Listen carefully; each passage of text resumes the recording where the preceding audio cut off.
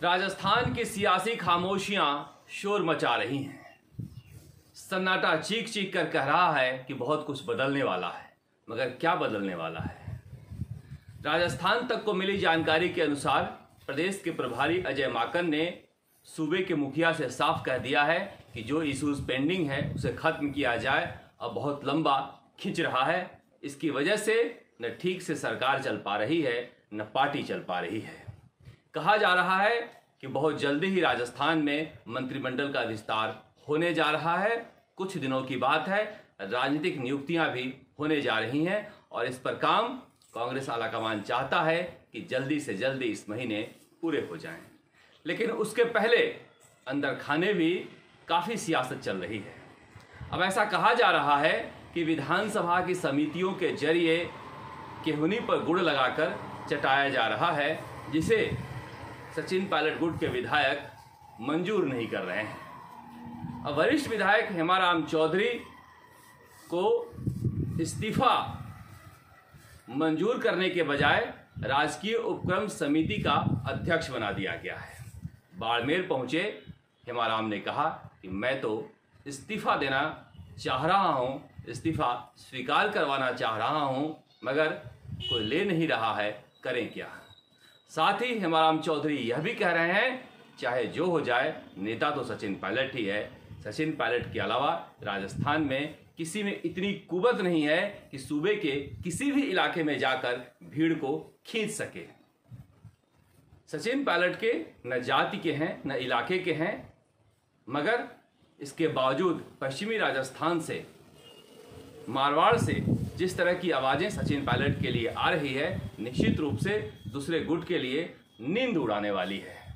अमीन खान के बारे में कहा जाता था कि वो मुख्यमंत्री अशोक गहलोत के करीबी हैं, लेकिन उसके बावजूद जिस तरह से उन्होंने दिल्ली में कहा कि उन्हें खुशी होगी कि सचिन पायलट मुख्यमंत्री बने, प्रधानमंत्री बने, सचिन पायलट की बात उन्होंने दोहराई कि कांग्रेस के हित में यही है कि जो कुछ होना है जल्दी हो जाए। इसे लेकर सियासी गलियारे में तरह तरह की चर्चाएं चल रही हैं। हालांकि दूसरा गुट दूसरी तरह की बात उड़ाने की कोशिश कर रहा था। ऐसा फैलाया गया कि हरीश चौधरी की शिकायत करने गए थे वो, लेकिन तीनों ही विधायकों ने इस बात से इनकार किया है। और जिस तरह की खबर सुबह सुबह आज फैली कि हरीश चौधरी इस्तीफा दे रहे हैं या इस्तीफा मांगा जा रहा है, हरीश चौधरी ने इसका खंडन किया और कहा कि ऐसा कुछ भी नहीं होने जा रहा है, वह आराम से अपना मंत्रालय संभाल रहे हैं।